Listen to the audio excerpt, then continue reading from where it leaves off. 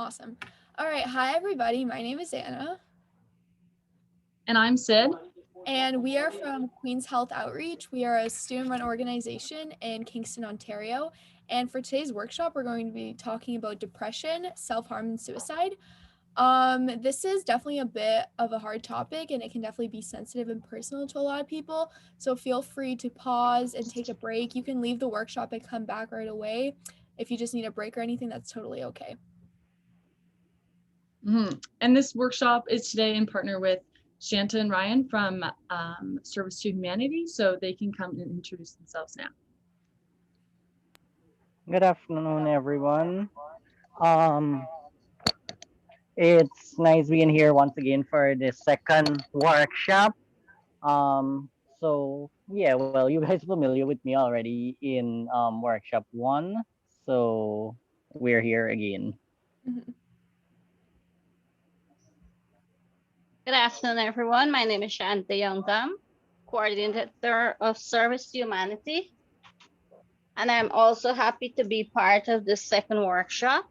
And I hope whatever we're learning from each consecutive workshop would be fruitful to everyone and beneficial to everyone. And I hope we have a successful workshop from now until April. And if possible, we could make another team to go ahead again. Mm-hmm. So Awesome. welcome to our second workshop. Yep. Thank you. Okay, so let's get started. Yep.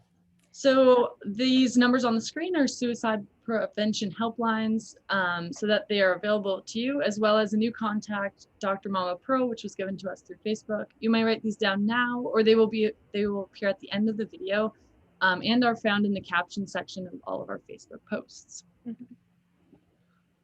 Okay, so our first question is, what comes to mind when you hear the term depression? So you can comment in the chat or unmute yourself and kind of just share your thoughts on this question.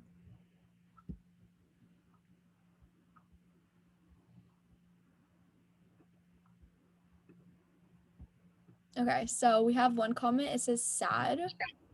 So that's obviously very valid. When you think of the word depression, you think of sadness, feeling down, not really positive. Yes, we have sad, feeling down. Anyone else have any other kind of ideas of what the word depression makes you feel? Yeah, remember, there are no wrong answers. We would love to hear from you, so we can learn too. Mm-hmm. Okay, we're gonna move on to the next one. Sweet. Okay, so what is depression? Depression is a common and serious medical illness that negatively affects how we feel, the way we think, and how we act. Feelings of sadness and or loss of interest in activities once enjoyed. This leads to a variety of emotional and physical problems and can decrease our ability to function normally. Some of those topics that were found in the chat are definitely what depression is. Mm-hmm. So we have some facts about depression. So depression is treatable. About 80% of people who get help for depression have a better quality of life. So it just shows the importance of how important it is to reach out to help if you need it. Depression is a common mental disorder, and globally, more than 264 million people of all ages suffer from depression. So it's very common. More women are affected by depression than men. And everyone can benefit from mood boosting activities like exercise, listening to music, reading, watching TV, dancing, journaling, or art. It can also help to keep your mind busy no matter how tired you feel. So, doing mood boosting activities kind of help you feel better, lift up your mood, and kind of avoid depression. Mm-hmm. So who gets depressed? People of all ages, races, ethnic groups, and social classes can become depressed. Depression does not discriminate. It typically is seen between the ages of 24 and 44, and there is no single cause for depression. Numerous biological, physiological, and social factors play a role in developing this disorder. So we do see an increased prevalence in individuals that have symptoms of anxiety, exposure to stressful life events, major life changes, particularly the death of a spouse or loved one, negative change in health status, and family or personal history of depression.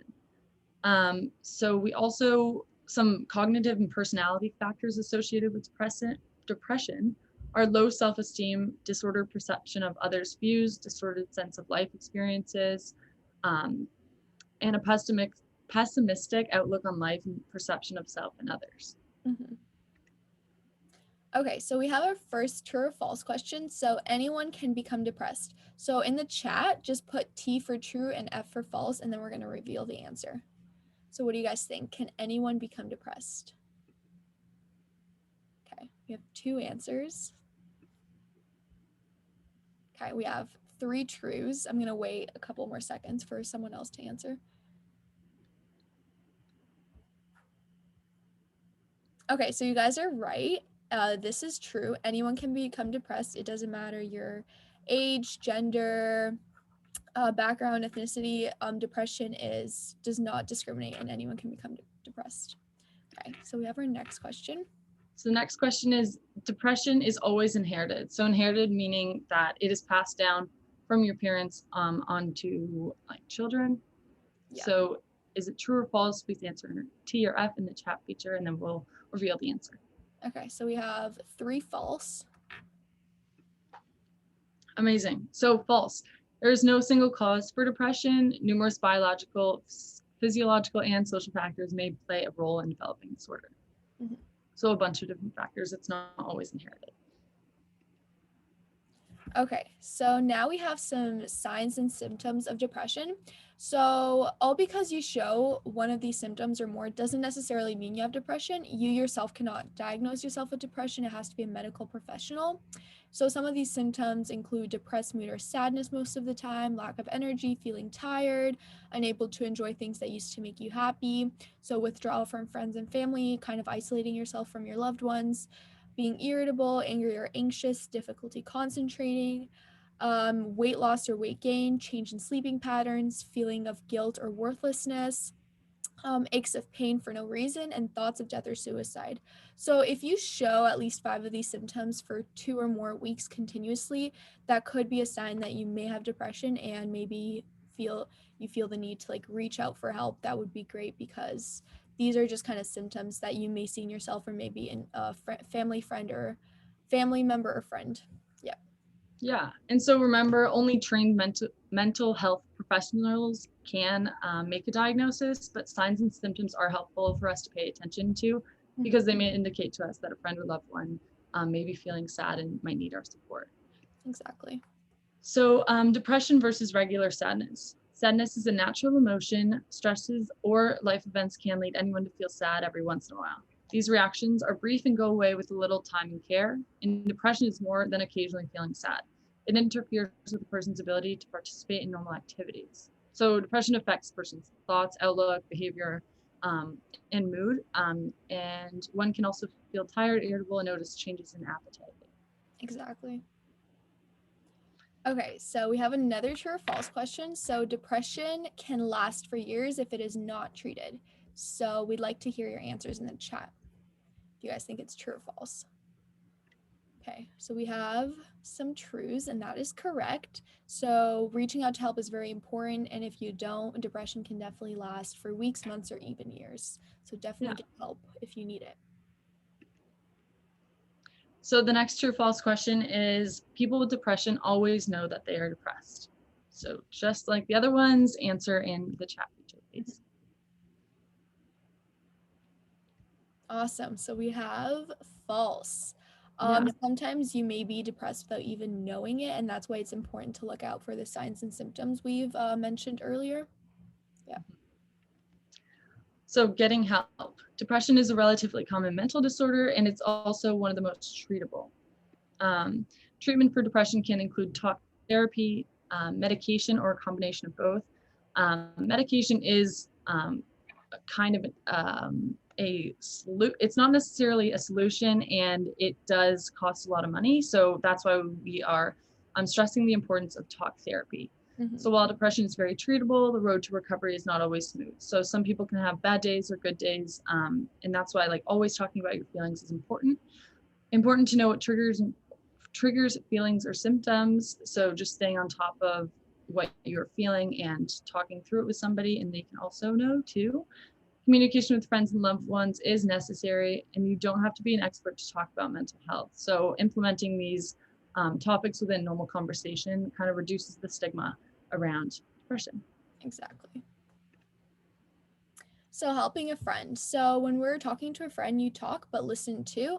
Just be there for them, and it will mean a lot. So, keep in touch, meet up over Facebook, say hello to them, include chats about mental health in everyday conversations, remind them that you care for them. Small things can make a big difference, and be patient with them. Ups and downs will happen. You just want to show them that you care for them and that you're there for them, and just reassure them that everything will be okay. So here we have some things of what you can say to a friend and what not to say. So I'll go over the things you should say when you are having a conversation with a friend. So you could say something like, I may not be able to understand exactly how you are feeling, but I care about you and want to help. It's okay to not know exactly how to help someone, but just being there for them and listening means a lot to them and can help them more than you know. You can say something like, you may not believe it now, but the way you are feeling will change. Sadness and feeling down, and even if you feel like things won't get better, it always will, and the way you are feeling is temporary, and there's always hope and things will get better. So you just have to reassure your friend that they're going to feel better than they are right now. You can say, you are not alone in this, I'm here for you, we will get through this together. And also, talk to me, I'm listening. Reassuring them that you're listening to them and fully, caring for them will definitely help them out in their situation. Yeah, that's great. So those are good things of what to start those conversations. And then some of the things that we should not say is we all go through times like this. Just snap out of it, look on the bright side. You will be fine, stop worrying. Shouldn't you be better by now? Here's my advice. So some of these are just all of these are just negative, and kind of stop the conversation and don't allow for that friend to talk about their feelings. And also the next time when they're feeling some sort of way, they won't want to have those conversations because they've been shut down prior. Yeah, we have So to. always, Oh, yeah, go for it. so always remembering that we should be using some of the things on the left side of the screen. So what to say. Exactly. And the reason behind someone being depressed is often very complex, and it might not just be one simple thing. So saying something like, just snap out of it, you have to realize that it's a lot of things that are bothering them, and you just have to be considerate and understanding. Okay, so we have another interactive activity. So what is your favorite mood boosting activity? So please comment in the chat, or you can even unmute yourself. So this is something you like to do when you're feeling down. So for example, I like to go for a run outside if I'm feeling a little sad or lonely. Sid, what do you like to do? I like to read, and that always makes me feel so much better. Yeah, so if you guys can just share your mood boosting activities in the chat, that would be awesome. We'd love to hear what you guys like to do. Okay, so we have someone that says listening to music. That's really awesome. I love listening to music too. Talking to a friend. That's always nice. Going on a walk. I like to eat when I'm feeling down. I like to eat too. If I'm sad, I like to eat a lot. Anyone else want to share what they like to do? Okay, awesome. So we'll go over to the next slide. Sweet. So changing topics. So now we're going to talk about self-harm. So what is it? Self-harm occurs when someone purposely hurts or causes injury to themselves. This can include cutting themselves, scratching themselves, burning their skin, taking too much medication, like overdosing, and hitting one's head against the wall. It's usually done privately without anybody knowing. Mm-hmm. So why do people do it? So there are a lot of reasons why people self-harm, but these are like the three main ones. So firstly, they are trying to cope with their emotional pain and distress that they may be experiencing. Someone may be going through something difficult, and the changes, they don't really know how to cope with them. And then they may be punishing themselves for something. They may be trying to feel something by causing pain to escape their thoughts and feelings. So a lot of people self-harm because the pain of it kind of distracts them from their like hardships, and they don't have to focus on that. And then also like they feel like it's the one thing they can control in their life, so they resort to self-harm, which is obviously not a good way to cope with your issues, and there are much better ways to cope with hardships in your life. So self-harm and suicide. Self-harm is not always related to suicide. Just because someone self-harms does not mean that they wish to die. However, sometimes self-harm can get out of control, causing the person to die. Self-harm causes both physical and mental harm. So there is linkages between self-harm and suicide, but it does not mean it's not always related to suicide. So we'll talk in the next slide about how to get help. Mm-hmm. So getting help. So the first thing you can do is communicate with friends and family. This is very important. Talking to anyone about your issues will make you feel better about yourself, just opening up. And there is always help available. There's many resources that care for you. Treatment can include talk therapy, as we already mentioned, medication, or a combination of both. Once again, medication isn't a solution to depression and it can be quite inaccessible or expensive. And then clinical counseling, psychotherapists, and other professionals can help. Also, a trusted adult, teacher, school counselor, anyone you really trust to talk to can definitely help. Mhm. So now we're going to go over how to avoid self-harm. So do activities that you enjoy with your friends. So that's why we asked for you guys to share what mood boosting activities you like to do. Try keeping a journal. This is a great way to write down your thoughts and kind of process your thoughts. But not only don't just focus on journaling. We can always journal and then talk to a friend, and then that's how you can gain some help. Get exercise, find opportunities to work creatively, like singing, dancing, listening to music, like it was said in the chat. Learning and practicing relaxation techniques, for example, controlled breathing exercises that we will do. We're going to run through one during this workshop all together.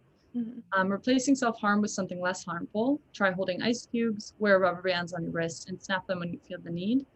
Use red pens to draw on the areas when you feel the need to cut. Ripping apart paper, stomping in heavy shoes. Pick one and do it every time so we have the urge to self-harm. Awesome. So how is self-harm treated? So kind of the main way to treat self-harm is through talk therapy, which is just pretty much talking to a friend or family or anyone you trust.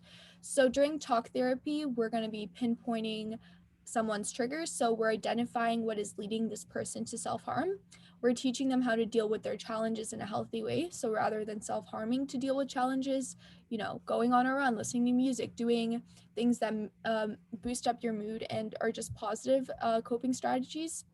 We're learning to control emotions, so we're teaching the individual how to deal with their complex emotions positively, changing unhealthy thoughts, helping them to think more positively and improve their self-esteem. Self-harm is very damaging to mental health, and we're trying to move away from that. And then boosting people skills, so we're helping them to communicate better in conflicts and to get the help and support they need from others. So our next true false question is self-harm is a suicide attempt. Please answer true or false in the chat each. In the chat, true or false. So we have 2 false. Yeah. 3 false, and that is correct. Sid, you want to explain that? Yeah, so self-harm is not always related to suicide, and just because someone self-harms does not mean that they wish to die. However, like I said before, self-harm can get out of control, causing the person to die. Exactly. Okay, the next one. So self-harm causes physical and mental harm. True or false?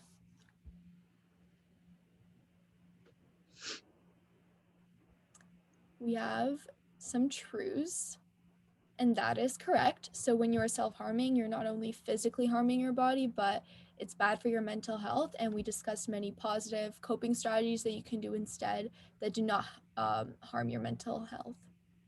Okay, next one. Okay, self-harm is done for attention. And then True or false? True or false, and then Anna can go over that one. Mm-hmm. Awesome. So we have some falses, and that is correct. So as we discussed, a lot of people self-harm themselves privately without anyone knowing, and it's not done for attention. It's done because they feel like that's the only way they can cope with their emotions. And sometimes, like, if you notice it's hot outside and you see a friend like wearing a long sleeve all the time, that might be a sign that maybe they are cutting themselves, and just check up on them and make sure they're doing okay. And if they are self-harming, they definitely need help, and just make sure you're there for them. Exactly. Okay.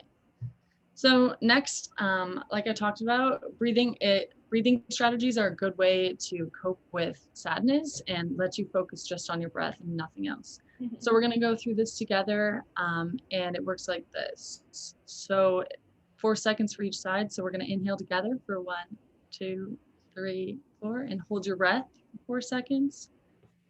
And then you can exhale 4, and lastly, hold.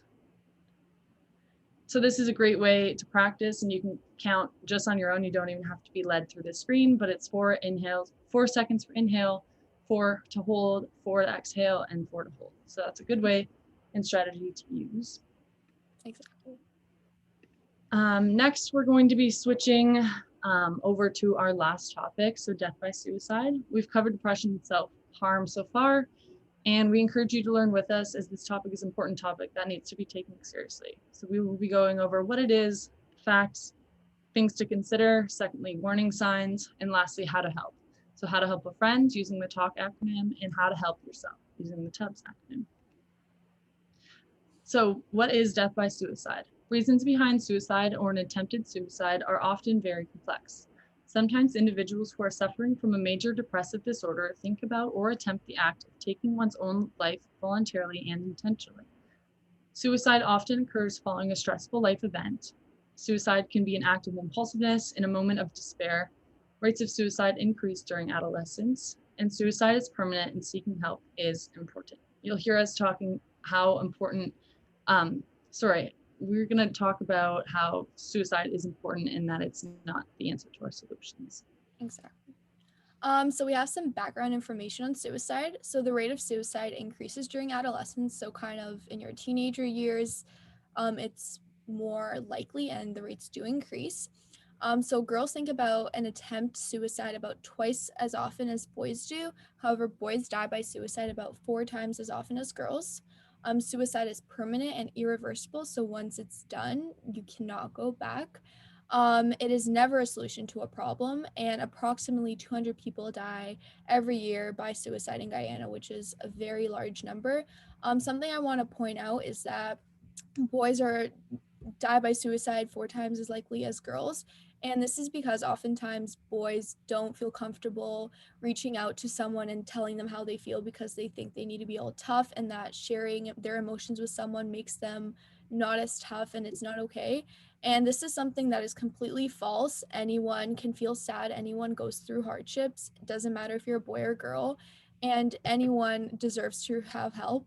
So it doesn't matter your gender. Always feel free to reach out to resources if you are feeling down, because no one's going to judge you and we are all here to help you at the end of the day.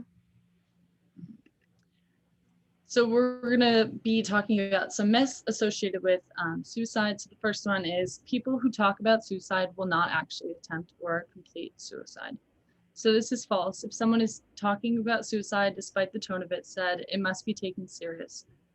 It must be taken as a serious cry for help. So starting those conversations is super important, and we want to take everything seriously. Yeah, and a lot of people will sometimes like joke about suicide or killing themselves, saying like, "Oh, I want to kill myself," and that's definitely something we want to stay away from, because suicide is a very serious topic that shouldn't be talked about in a jokingly manner. So if we can try to stay away from from talking about suicide in like a jokingly manner, that would be awesome. So then we have myth number 2, and this is that suicide is generally completed without warning.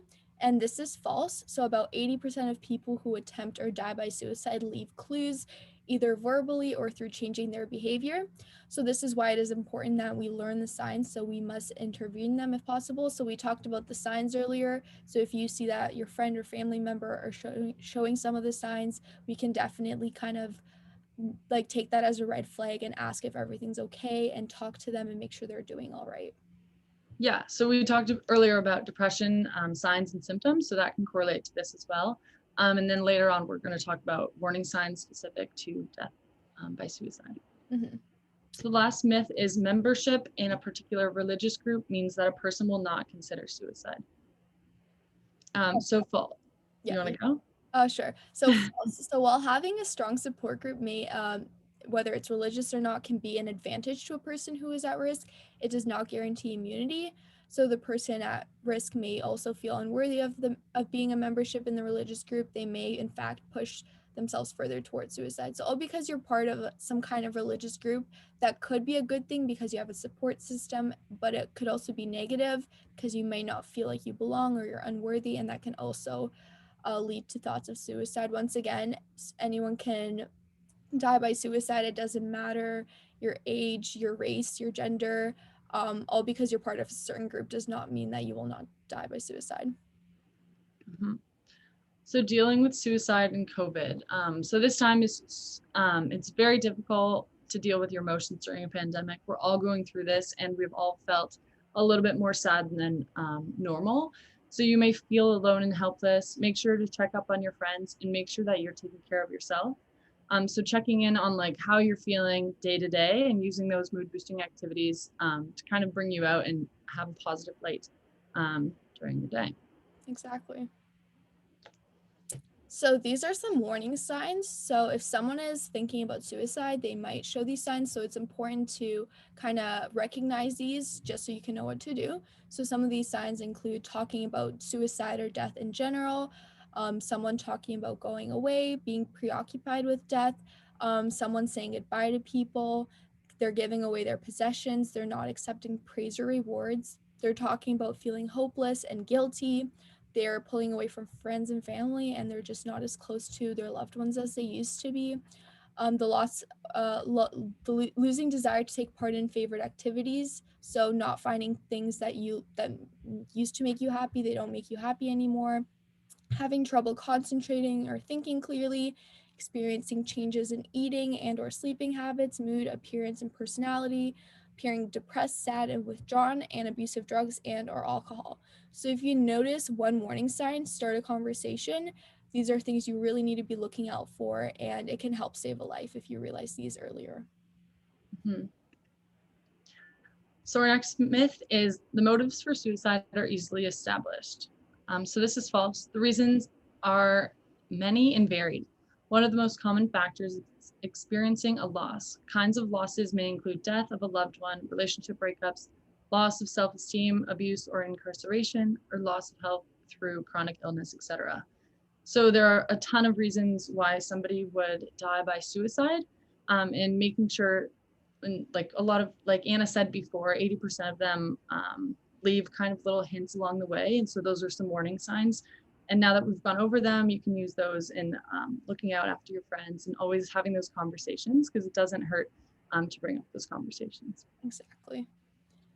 Myth number 5, a person with terminal illness is more likely to die by suicide than the general population. So this is also false. So this is not necessarily so. The person may be at higher risk when they are initially diagnosed, but as they work their way through the grief cycle, they come to a place where making the most of their time is very important.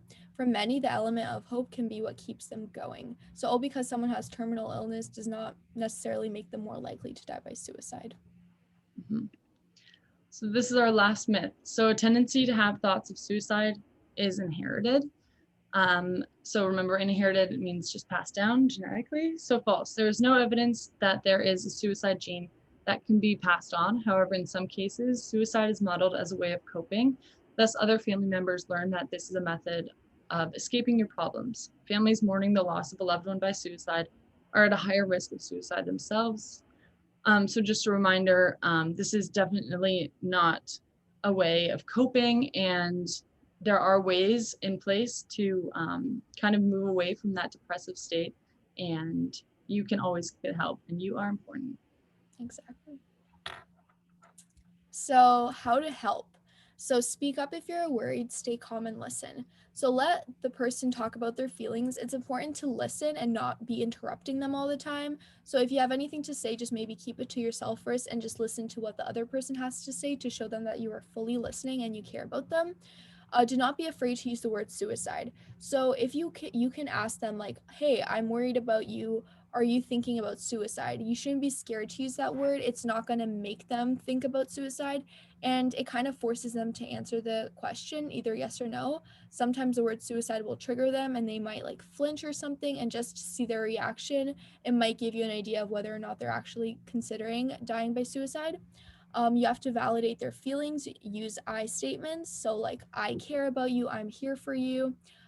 Take threats of suicide seriously. Don't laugh about it. Don't just kind of brush it off. If everything they say should be taken seriously, and do not swear to secrecy tell someone. Um, don't promise them that you are gonna keep it to yourself. Get a trusted adult or a teacher to help you out, because you may feel a lot of pressure, like this is all on you to help this person, but in reality there's a lot of resources that are there to help you, and definitely just get the help you need. And then respond quickly in crisis. So get help. You cannot do it alone. Contact family, friends, relatives, teachers, counselors, doctors, and other medical professional, crisis lines, and police. There are many available resources that are here to help you as we care for you. And you can definitely reach out to them to get help and get better. Mhm. So Anna talked about using I statements while you are having a conversation with your friends and family. So it would sound something like, I have been feeling concerned about you lately. I wanted to check in with you because you haven't seemed yourself lately. Recently, I've noticed some differences in you and wondered how you are doing. So this big one, you will hear me say that suicide is in this one. So using the word is super important. So lately I've noticed that you have been withdrawing from friends, eating less, and feeling very down. So you can insert whatever symptoms they are displaying and then continue on. So sometimes these can mean that a person is having thoughts of suicide. Are you having thoughts of suicide? So be a listener and ask, tell me more, which allows that person that you are helping to explain what they're feeling and their thoughts, which is the most important thing. Yeah, just using I statements further reassures that person that you care for them and that you're there for them, and that'll allow them to open up with you more, and then you can help them out even more in their hardships. Hmm. So how to get help. How to help a friend. So if a friend comes up to you and starts opening up, we can use the acronym TALK. So T stands for talk. So a family friend or member might tell us that they're thinking about suicide either directly or indirectly through warning signs. So they might go up to you and say, "Hi, I've been thinking about suicide," or they may kind of be showing those signs and symptoms that we've discussed earlier. So either way, you should always take it seriously and show them that you care. So A stands for ask. So directly ask a friend or family member if they are thinking of suicide and that you are worried that they might be. So asking if they are considering suicide, it's not going to put the idea in their head. And asking a yes or no question will force the person to face the reality. So they're going to have to answer just so you can know. And even if they say no, they are not considering suicide, we still know that something is wrong and we should still talk to them and listen. So L stands for listen. So listen to what they have to say, be respectful, don't judge. Don't say anything that might offend them, and just it's important to kind of just let them talk rather than you be doing the talking. You do not have to fix their problems. You don't have to give advice. You just have to be there to listen and to show that you are willing to listen. We can initiate and start conversations by saying, "Let's talk. I'm here to listen," and end listening by saying, "This is important." And then K stands for keep safe. So oftentimes if you have a family member or friend talking to you, you might feel a lot of pressure because you might be like, I don't know what to do. Like, I don't know what to tell them. I don't know what advice to give them. So that's totally okay. And you can say something like, we need to keep you safe. I want to connect you with someone else who can help keep you safe. So whether that's like a trusted adult, a teacher, a counselor, it's okay to get other help rather than just trying to help that friend all on your own, because that can definitely feel like a lot of pressure and can be difficult for you. So how to help ourselves. So this is the acronym TUBS. So the first one is tell someone. Is that right? Yeah. Yeah. So tell someone that you're thinking of suicide. It's very important that we tell someone that we trust. We do not need to be alone in this, and telling someone is the first step for us to get help. U stands for use resources. So we can call hotline numbers. We can also ask someone to point us in the right direction if you don't know what the resources are available to you. And then lastly, seek out help from a school counselor. Just super important. And if you do ask for help, I'm sure somebody will help you and point you in the direction if they don't know exactly how to help. So third is be open. Let's be open with our communication. We can be honest and explain what is going on, and be open to talking to someone about our feelings and what we are going through. Be open to wanting someone to help us. That's really important. And once you take that action and have that conversation with someone and say that we need help, then it's really important for you to let them help you. Mm-hmm. So suicide is permanent. Like we've said multiple times before, suicide lasts forever. Mental illness has many options, and we don't have to suffer forever because it's treatable. Suicide is not a solution to any of our problems, regardless if that's relationship problems, family troubles, or things that happen at school. Suicide should not be an option. We can always move from crisis back to a healthy stress level. Mm-hmm. So we have our next myth, myth number 7. So discussing suicide with a depressed person is dangerous because it puts the idea into their head. So we already mentioned that this is false. So talking about suicide with someone lets the person know that they are not alone and that you care. Most people are relieved after they are finally able to talk about their feelings. And just because you ask someone, hey, are you considering suicide? It's not going to put the idea in their head, and we shouldn't be worried about that. Mhm. Myth number 8. So suicide among the elderly is rare. So false. The elderly face many issues that younger individuals may not. These may include physical health, loss of a spouse or close friend, loss of independence, mental health issues such as memory loss. Thus, the elderly are facing many losses that some struggle to cope with. Also, with elderly, there's so much stigma around talking about how you're feeling. So making sure checking in on your loved one, especially older people, is super important. Mhm. And then myth number 9, there is no relationship between drugs, alcohol, and suicide. So this is also false. Drugs and alcohol are long-term depressants. Some resort to drugs and alcohol as a means of numbing out their pain, but this only enhances any emotions and pain they are struggling with. So if you are going through something hard, using alcohol or drugs is only temporarily going to numb that pain, and it's not a healthy coping mechanism to deal with hardships. We talked about healthy strategies such as talking to someone, doing mood boosting activities. Those are much better options to deal with your hardships rather than resorting to drugs and alcohol. Mm-hmm. Okay, so we are going to be watching this video. It's about 4 minutes long, and it's called I Had a Black Dog. His name is Depression.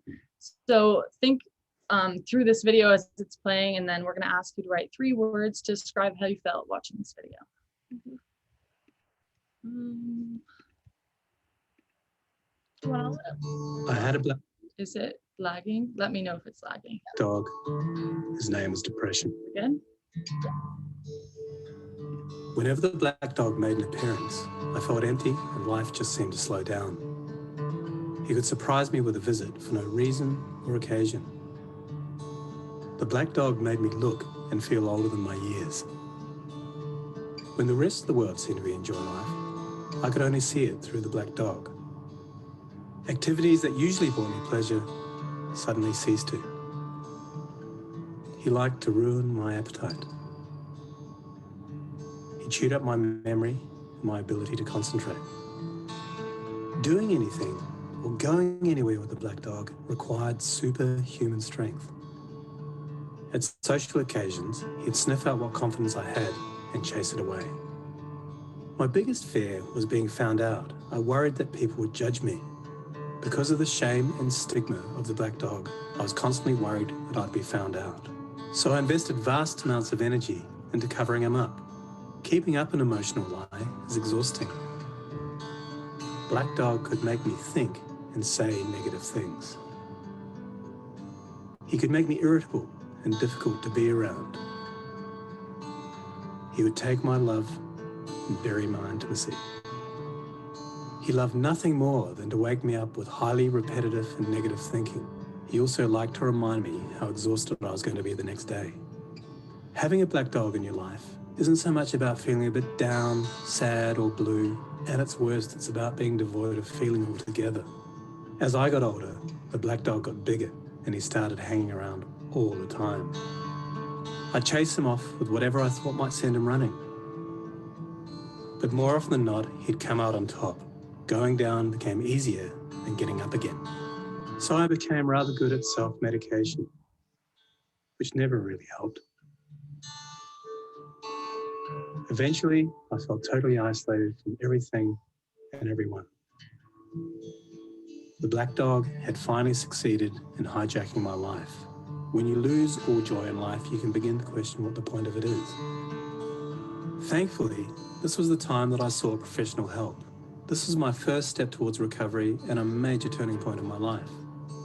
I learned that it doesn't matter who you are, the black dog affects millions and millions of people. It is an equal opportunity mongrel. I also learned that there was no silver bullet or magic pill. Medication can help some, and others might need a different approach altogether. I also learned that being emotionally genuine and authentic to those who are close to you can be an absolute game changer. Most importantly, I learnt not to be afraid of the black dog, and I taught him a few new tricks of my own. The more tired and stressed you are, the louder he barks. So it's important to learn how to quiet your mind.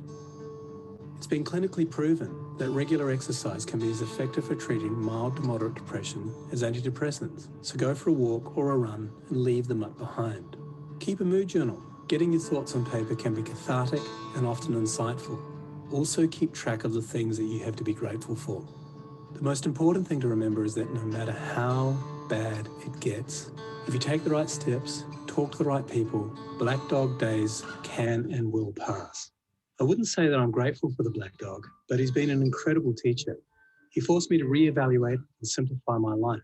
I learned that rather than running away from my problems, it's better to embrace them. The black dog may always be part of my life, but he'll never be the beast that he was. We have an understanding. I've learned through knowledge, patience, discipline, and humor, the worst black dog can be made to heal.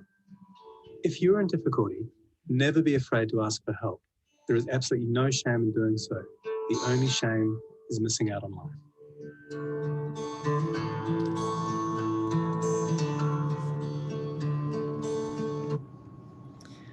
Okay, so now we're going to ask you to write 3 words to describe how you felt watching this video, or you can use more than 3 words. We'd love to hear what you have to say. Yeah, so if you could just put that in the chat function, that'd be awesome. Someone said grateful, motivated, and that's completely true. So watching someone's hardship may make you feel grateful because you know that you are happy in your life and you just feel grateful for all the opportunities you have. Motivated, hopeful, experience, hope, grateful. So yeah, these are all great answers. Amazed. Yeah, I was kind of amazed watching this video too. It kind of like surprised me how well the black dog can represent depression. Helpful, healing, well put. Yeah, so these are all awesome answers. So thank you guys for your participation. Yeah, so I think we go to the next slide.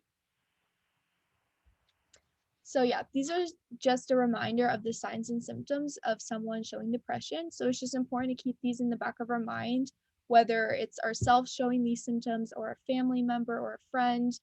Once again, you cannot diagnose yourself with depression, only a medical professional can. But it's just, this is a nice guideline just to kind of give you kind of a picture of maybe you are depressed, maybe someone you know is, and just always remember that there is help available always. Mm-hmm. Yep. So these are some of the main takeaways and like kind of what we talked about. But at this time, if you have any questions, you can comment in the chat box or unmute yourself and we'd love to answer them. Mm-hmm. Or we also have a anonymous question box linked on our Facebook page. And so if you answer or if you input a question, we won't know who it's coming from and we can answer it on our Facebook page or in the next workshop. Yeah, so if you guys have any comments, questions, you can unmute yourself, put in the chat, whatever works best for you. We're open to hearing any ideas you guys may have.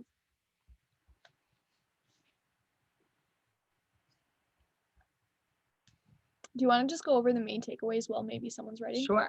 Awesome. So some of the main takeaways that we covered today are what is depression, who has it, signs of depression, depression versus sadness, how to get help and give help, and then what is self-harm, why do people do it, how to avoid self-harm, and how to get help.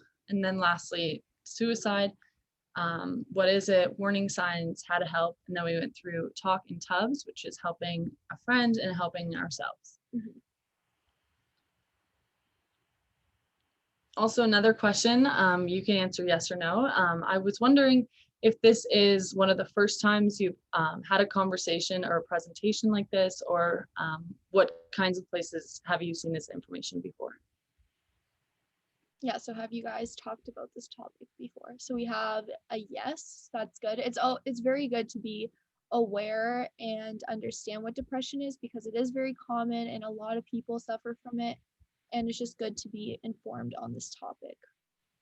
Awesome. So yeah, we have one person that said yes, which is really good. Great. So again, this is the slide from the beginning. So these are suicide prevention helplines, and then Dr. Mama Pearl. So these are just some resources that you can use, but the most important one that we want you guys to take away from this lesson is talk therapy and talking through your feelings with friends and family, and also letting people talk to you about their problems too. When you open up to someone and talk about your issues, it's gonna feel a lot better, and it's gonna feel like a big weight off your chest. And just talking to someone is always gonna help. So that is definitely the first step you should take. Yeah, and talking about these topics in daily conversation will reduce the stigma around these sort of topics. Yeah, because it's okay to not be okay. And then just like the last reminder, suicide is not a solution. There's always help available. Don't be afraid to ask for help. Talk to anyone, whether it's a friend, parent, teacher, hotline number, or a trusted adult. Although it may feel like your problem is really big and it's taking over your life, and you may feel like it's never going to get better, we're here to reassure you that it is going to get better, and you just can't lose hope, and suicide is not an option, and you are loved and cared by so many people, and you should never be thinking about harming yourself, and you should always reach out to help, because there are a lot of people that really care for you and are not going to judge you, and you should not be ashamed for asking for help, because it's the right thing to do. That's right. Okay, so today's discussion, if anyone has any comments or questions, again, you can put them in the chat box, or you can find our anonymous question box on our Facebook page. There's a link to like a Google form, and you can put a question in that way. And this video, this whole session is being recorded, and it will be posted on our Facebook, or is it YouTube? Both. Both. It'll be posted on both. So if you want to rewatch it and go over some main takeaways, you are more than welcome to do so. So yeah, if you guys have any questions, feel free. You are not judged. Do any of you have depression or had it? Currently, I wouldn't say so. I think I'm pretty happy in my life. Things are going good for me. And yeah, definitely this time during COVID, everybody does feel a little bit sad. And making sure that we're using those strategies that we talked about, like breathing and mood boosting activities, that would be super helpful to stay on top of your mental health. And the last week's topics were mental health and like self-care. So you can review some of those topics on the Facebook page, and to stay on top of your mental health. Yeah, and it's definitely easy to feel maybe a little sad or down, especially during a pandemic. Like I definitely have my bad days where I feel very alone and I just feel kind of down, and that's completely normal. And just doing mood boosting activities and surrounding yourself with people that you love and trust, that's definitely going to help. Like I definitely have bad days, and that's totally okay. And it's just normal to just feel sad and just talk to someone. That's what you should do. Yeah. And since depression is so common, like a bunch of people around me have suffered from depression, and they've come to me to talk. And now that I've known how to start those conversations and the importance of like validating their feelings, I've seen them help themselves and look for other people to support them as well. Exactly. Anyone else have any other questions or comments? Okay. I think No comments from me. awesome. Cool. As the coordinator of our NGO, I'm open to anybody in our community, friends, families, neighbors, who wishes or who know they're under depression or stress. They can come and speak to us. We're free, and we're good listeners, and we're gonna be there for them. So it's advisable that anyone please be open. They could even take our cell numbers and call us if they don't want to be in person. They don't have to tell us their names, but they could call and talk to us, and we would see whatever way we can assist to help them from depression and stress. Awesome. That's amazing. I'll inbox you guys and tell you a little bit of my story about how I know of observing someone who's very close to me that got through depression for years and what was her outcome. And then maybe you guys can speak about that in your another session whenever. Yeah, that would be great. Yeah. Definitely hearing people's stories about how they're doing now and like what they've overcome is super empowering to others and shows strength too. But yeah, thank you so much for coming to our workshop. Thank you, Ryan and Shanta, for partnering with us. we had a really good time going through and presenting about this topic. Even though it's a hard topic, it definitely needs to be covered and talked about more in our day-to-day lives. Really hope you learned a lot and can take something away from this. And yeah, thank you so much. We hope everyone has a great day. Thank you, Shanta, also for letting us know that you're a resource. Maybe we'll mention that in some of our posts. We can use you guys as a resource as well for people. You're welcome.